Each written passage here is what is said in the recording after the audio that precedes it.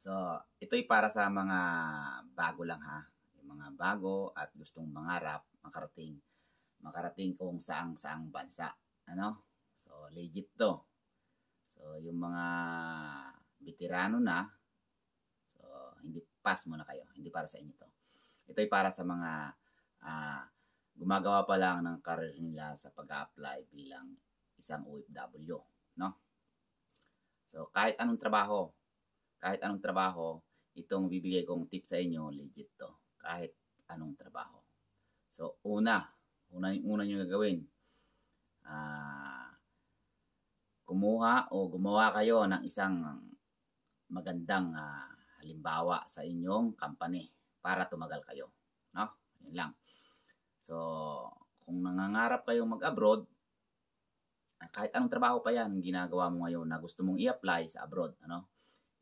Ang una-una kong ibibigay na tip sa inyo, yung 1 taon hanggang 3 taon na consecutive sa isang company laang nabibigyan ka ng certification. Yun lang, no? So, hindi lang certification dapat ang matanggap mo. Dapat, kaakibat doon sa 1 taon hanggang 3 taon sa isang company, ang kanilang paghuhulog ng SS mo, PhilHealth mo, at pag-ibig mo.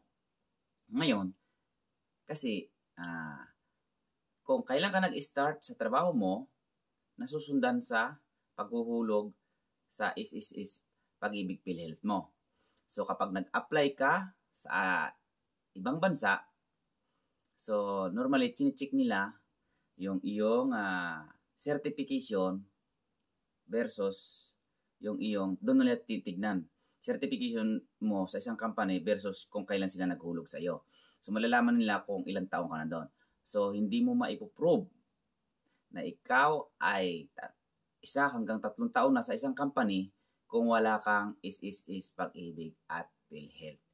So doon pa lang, kapag mali na certification mo na pinakita sa is pag-ibig PhilHealth mo doon sa company na yon, ay ikis na. So yan muna ang unang-unang binibigay ko sa inyong legit, no?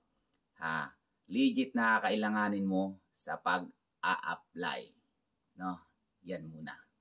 Okay, sa sunod, magsasabi na naman ako ng isa sa pinakamagandang kailangan mong gamitin sa pag-a-apply abroad, no?